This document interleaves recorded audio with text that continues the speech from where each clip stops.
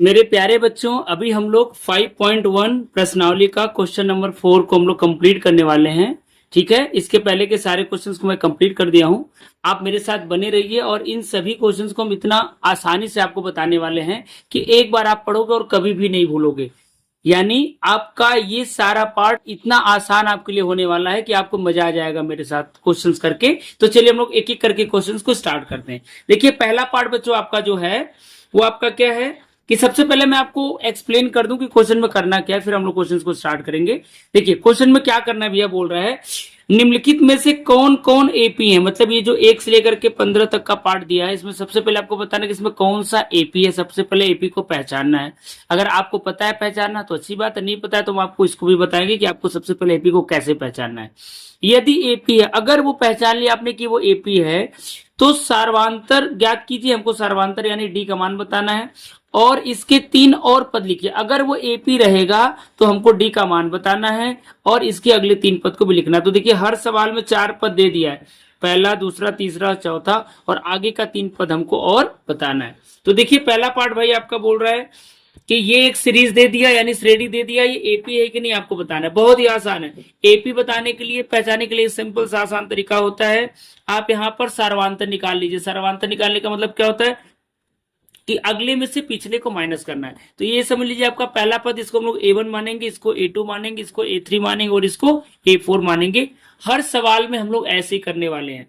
तो हम लोग को अगले में से पिछले को माइनस करना होगा एपी पहचानने के लिए। तो आपका ये मान है, समझ लीजिए A2।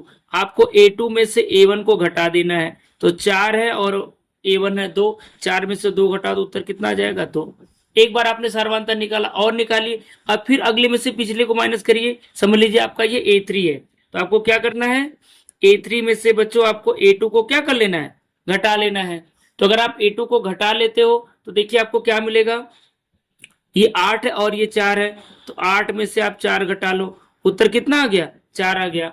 तो यहीं पर आप देख सकते हो कि यहाँ पर A2 में से A1 हमने घटाया तो उत्तर 2 आया, और जबकि हमने A3 में से A2 को घटाया तो उत्तर क्या आ गया, 4 आ गया। यहीं पर दोनों मान बराबर नहीं है। तो अगर ये दोनों मान बराबर नहीं है मतलब यह एपी नहीं है। अगर यहाँ सर्वांतर बेटा बराबर हो जाता तो हम लोग क्या बोलते थे कि एपी है। तो क्या लिखोगे, यह एपी नहीं है। सिंपल सा बोल दो, यह एपी नहीं है। और अगर ये एपी है ही नहीं तो हमें आगे का कोई पद यानी आगे का कोई काम करना ही नहीं है। ठीक है, अब चलिए हम लोग नेक्स्ट पार्ट को करते हैं। तो भैया ये देखिए, सेकेंड क्वेश्चन आपके स्क्रीन पर ये रहा। क्या दिया है, 2, 5/2, 3 और 7/2। सेम वही काम हम लोग फिर रिपीट करेंगे। हम लोग क्या करेंगे, A2 में से A1 को घटाएंगे।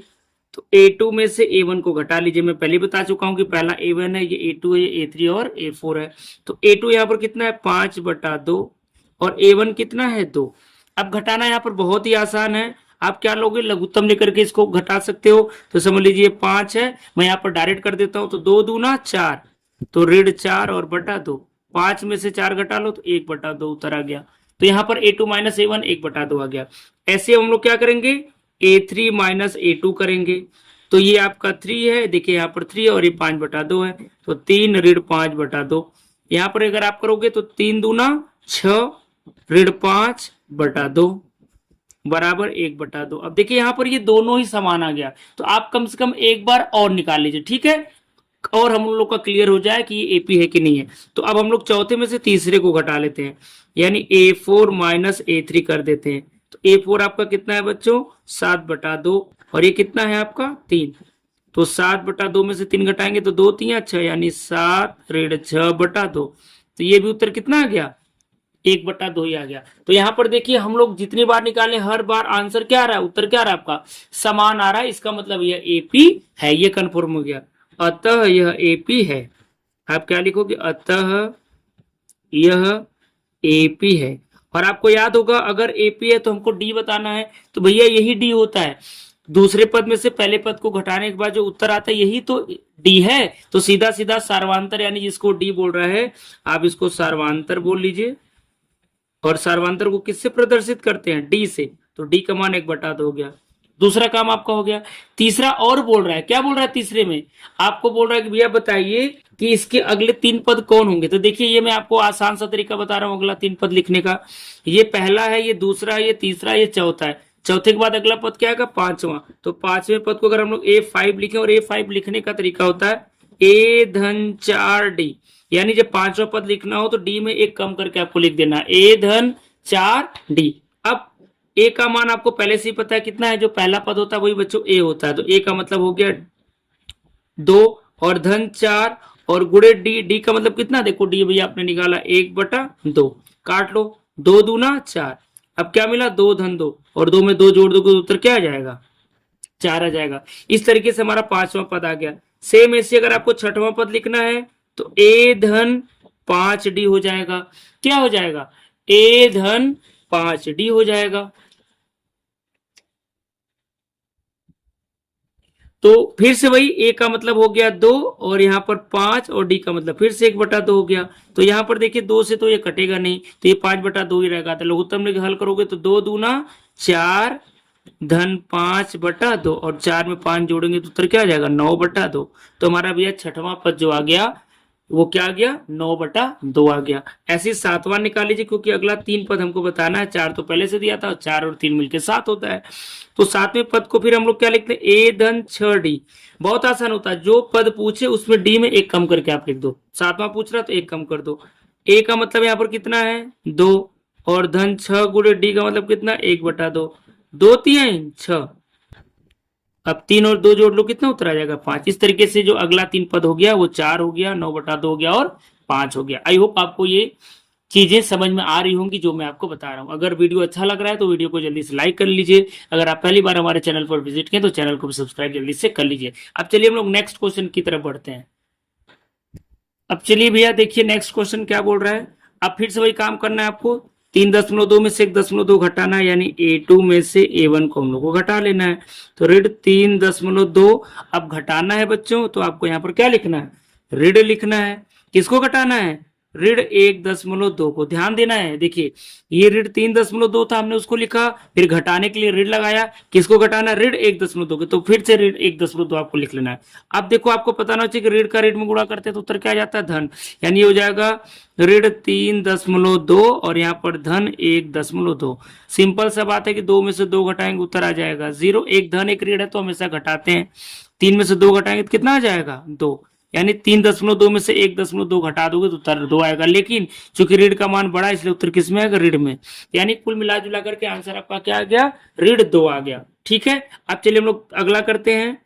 तो A3 में से किसको घटाना है, A2 को। A3 में से A2 को चलिए हम लोग घटा लेते हैं। तो A3 कितना है, -5.2। फिर घटाना है ऋण 3.2 को। फिर देखिए यहाँ ऋण गुणे ऋण क्या हो जाएगा, धन। तो ऋण 5.2 धन 3.2। अब आप फिर घटा लीजिए, 2 में से 2 जाएगा 0 आ जाएगा, और 5 में से 3 जाएगा, कितना आ जाएगा, 2 आ जाएगा। चूंकि ऋण का मान बड़ा है इसलिए उत्तर ऋण में आ जाएगा। तो ये तो दोनों उत्तर समान आ गया। तो तीसरा भी हम लोग जल्दी से निकाल के कंफर्म कर लेते हैं। तो हम लोग A4 में से क्या करेंगे बच्चों, A3 को घटाएंगे।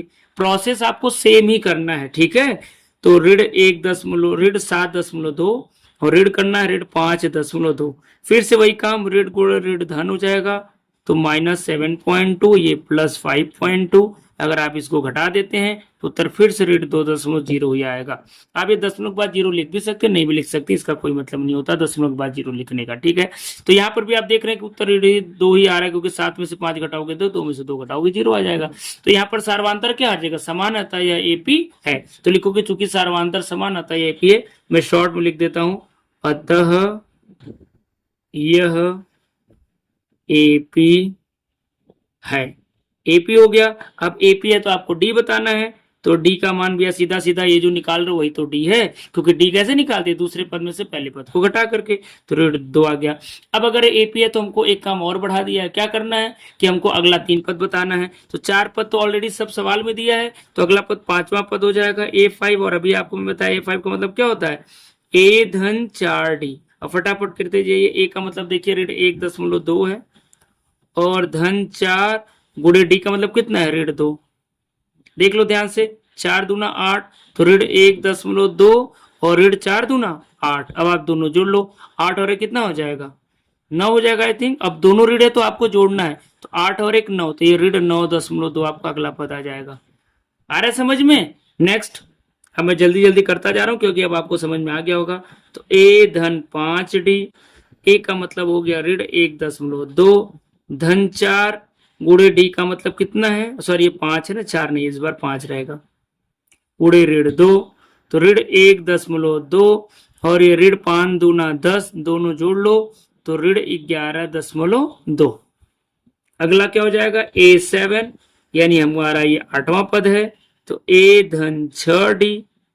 अब क्या हो जाएगा, फिर से देखिए, ऋण 1.2 और धन 6 गुणे ऋण 2, तो फिर से आपका हो जाएगा ऋण 1.2 धन 6 दूना, सॉरी ऋण 12 हो जाएगा। चलो मैं अलग से लिख दिया कोष्टक लगा करके, आप नहीं भी लिख सकते हो, डायरेक्ट लिख सकते हो। 12 और 1 13, तो ऋण 13.2।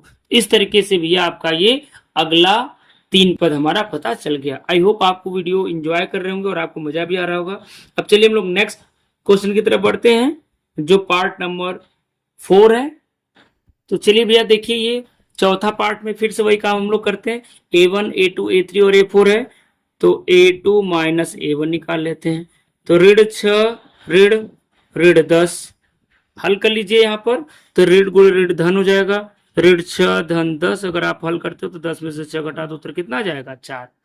ऐसे ही A3 माइनस A2 निकालते हैं, तो ये कितना है, ऋण 2 ऋण 6, फिर से वही ऋण 2 रहेगा और ऋण गुण ऋण धन 6, 6 में से 2 घटा दो, ये भी उत्तर 4 आ गया। अगला करिए, A4 माइनस A3, चौथे में से तीसरे को घटा लीजिए, तो 2 ऋण 2, फिर देखिए ऋण क्या हो जाएगा, धन, तो 2 धन 2, उत्तर कितना आ गया, 4। तो यहाँ पर भी आप देख सकते हैं कि सर्वांतर क्या है, समान है। तो सर्वांतर अगर समान है तो यह क्या है, AP है। क्या लिखोगे, चूंकि सर्वांतर समान है अतः यह AP है। तो मैं लिख देता हूं, सॉरी बस शॉर्ट में लिख देता हूं, अतः यह AP है। आप पूरा लिखना हो तो लिख सकते हो, चूंकि सर्वांतर समान है अतः यह AP है। इतना तो आप समझ ही सकते हो, ठीक है। चलिए, अब अगर ये AP है तो D का मान बताना है, तो D का मान तो डायरेक्ट आपका है, कितना है, 4 है, क्योंकि ये जो आप निकाल रहे हो ये D ही तो निकाल रहे हो। अब आपको क्या करना, अगला भी 3 पद बताना है, तो 4 पद दिया था, फिर से हमको 5वां पद बताना है। A5 का मतलब क्या होता है, A धन 4D। तो A का मतलब यहाँ देखिए ऋण 10 दिया हुआ है, जो पहला नंबर होता है वही आपका A होता है, आपका ऋण 10 हो गया। धन 4 गुणे D का मतलब 4 है, तो यहाँ पर हो गया ऋण 10 धन 4 चौको 16। अब 16 में से अगर आप ऋण 4 घटा देते तो उत्तर कितना, सॉरी ऋण 10 घटा देते तो उत्तर कितना आ जाएगा, सॉरी 6 आएगा ना, 4 नहीं आएगा, कितना आएगा, 6 आएगा। 16 ऋण 10 करोगे तो 6 उत्तर आ जाएगा, ठीक है। ये 6 से ध्यान रखिएगा आप इस बात का।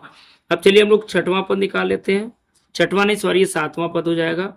A धन 5D, तो A का मतलब बच्चों यहाँ पर ऋण 10 है, धन 5 गुणे D का मतलब 4 है, तो ऋण 10 और 5 चौको धन 20, 20 में से 10 घटा दो, उत्तर कितना आ जाएगा, 10। एक पद हमको और निकालना था तो वो भी निकाल लेते हैं, 7वां पद। तो A धन 6D और A का मतलब आपका कितना है बताइए, A का मतलब यहाँ पर ऋण 10 है, धन 5 गुणे D का मतलब कितना है बताइए, D का मतलब यहाँ पर भैया कितना है, 4 है, सॉरी 5 नहीं ये 6 है ना, ध्यान रखना है, 6 गुणे D। तो ये कितना हो जाएगा, ऋण 10 धन 6 चौको 24। अब आप 24 में से 10 घटा लीजिए तो उत्तर क्या आ जाएगा, 4। तो अगला जो आपका 3 पद आएगा वो 6 10 और 14 आएगा। आप सर्वांतर भी देख सकते हो, ठीक है। अगर आप चाहो तो 4 4 जोड़ करके भी निकाल सकते हो, ये तो पूरा में पूरा पैटर्न बता दिया। अब चूंकि सर्वांतर आपका 4 है तो फटाफट इसमें 4 जोड़ते जाओ, 2 में 4 जोड़ोगे 6, 6 में 4 जोड़ोगे 10, 10 में 4 जोड़ोगे 14, अगला करना हो तो 18। इस तरीके से आप इसको निकाल सकते हो। आई होप आपको वीडियो पसंद आ रहा होगा और ये सारी बातें भी मेरी आपको समझ में आ रही होंगी। तो चलिए अब हम लोग नेक्स्ट पार्ट की तरफ बढ़ते हैं, जो पार्ट नंबर 5 है, जो कि बहुत इंपॉर्टेंट है। तो बच्चों देखिए, ये 5वां पार्ट आपकी स्क्रीन पर, इसको भी आपको बताना AP है कि नहीं। वैसे ये भी AP है, कैसे AP है ध्यान से देखिए। हम लोग फिर वही काम स्टार्ट करेंगे, A2 माइनस A1 करेंगे। अब जहां पर रूट में आता है तो बच्चे कंफ्यूज हो जाते हैं, घबराते हैं, लेकिन आपको घबराना नहीं है। मैं आपको इतना आसानी से इसको बताऊंगा कि आपको अच्छे समझ में आ जाएगा कि AP क्यों है।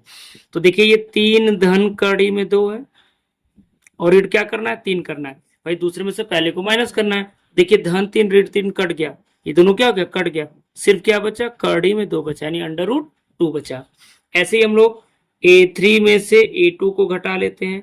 A3 आपका क्या है, 3 धन 2 कड़ी में 2, घटाना है किसको, 3 धन कड़ी में 2, यानी तीसरे में से दूसरे को घटाना है। अब चूंकि यहाँ पर 2 पद है तो आपको ध्यान रखना है कि इसको ब्रैकेट में लिखना है, क्योंकि जब ये ऋण से यानी माइनस से जब आप ब्रैकेट ओपन करोगे तो ये पूरा चिन्ह बदल जाएगा। इस बात को आपको ध्यान से समझना है। अब देखिए 3 धन 2 कड़ी में 2 को मैं सेम लिखूंगा। जैसे आप ऋण से कोष्टक खोलोगे तो ये ऋण 3 हो जाएगा, ये ऋण कड़ी में 2 हो जाएगा। देखिए 3 3 कट गया। अब 2 कड़ी में से 2 में से जब एक कड़ी में 2 आप घटाओगे तो सिर्फ कड़ी में 2 बचेगा। जैसे 2 में से 1 घटाओगे, समझ लो ये 2 है ये 1 है, 2 में से 1 घटाओगे तो 1 कड़ी में 2 बचेगा। ठीक है, तो ये भी आपका समान आ गया। तो अब हमको आपको पता है कि अगर 2 समान आ जाएगा तीसरे को भी निकाल के कंफर्म करना है। तो A4 माइनस A3 कर लीजिए। A4 कितना है, 3 धन 3 कड़ी में 2, घटा लीजिए सेम ऐसे कोष्टक लगा करके, 3 धन 2 कड़ी में 2। यहाँ पर भी आप देखिएगा कड़ी में 2 ही आएगा। इसको सेम लिखिए, 3 धन 3 कड़ी में 2, और ऋण कोष्टक खोलेंगे तो ये ऋण 3 हो जाएगा, ये ऋण 2 कड़ी में 2 हो जाएगा। फिर से देखिए 3 3 आपका कट जाएगा धन ऋण, और 3 में से 2 घटाओगे तो फिर कड़ी में 2 ही उत्तर आएगा। अब क्या लिखोगे, चूंकि सार्वंतर समान है अतः यह AP है। मैं शॉर्ट में लिख देता हूं, अतः यह AP है। और अगर यह AP है तो D का मान बताना है, यानी सार्वंतर, आप सार्वंतर लिख लिया करिएगा सभी पार्ट में। सार्वंतर D कितना हो जाएगा, कड़ी में 2, क्योंकि ये जो हम लोग निकाल रहे हैं यही तो आपका D है। अब अगला 4 पद नहीं, सॉरी 3 पद लिखना है, तो हमको 3 4 तो पद पहले से दिया हुआ है, यानी हमको 5वां पद बताना है। A5 को क्या बोलते हैं, A धन 4D। अब तो आपको आदत सा हो गया होगा समझ, क्योंकि अब आप समझ चुके हैं कैसे में करना है। तो A का मतलब यहाँ पर कितना है, 3 धन 4, और D का मतलब है कड़ी में 2, तो ये आपको उत्तर ही हो गया भैया, 3 धन 4 कड़ी में 2। A6 आपको बताना है, तो इसका मतलब A धन 5D, तो बहुत आसान है। A का मतलब 3 धन 5 और कड़ी में 2, क्योंकि D का मतलब तो कड़ी में 2 ही है। तो यहाँ तो ज्यादा कुछ कैलकुलेशन ही हमें नहीं करना पड़ रहा है। A7 यानी 8वां पद, सॉरी 7वां पद हम लोग निकाल रहे हैं, तो ये हो जाएगा A धन 6D, और A का मतलब यहाँ पर 3 ही है, और 6 की जगह 6 रखना, D का मतलब कड़ी में 2। तो ये तीनों आपके जो हो गए, ये अगले 3 पद हो गए। ठीक है, अब आई होप ये सारे पार्ट आपको समझ में आ रहे होंगे। आप पॉज कर करके पहले आप इसको खुद से ट्राई करते रहेंगे और इसको सॉल्व करते रहेंगे। तो इस वीडियो में यहीं तक, वीडियो ज्यादा लंबा नहीं हो इसलिए मैं जो आगे के जो पार्ट्स है उसको मैं नेक्स्ट वीडियो में बताऊंगा।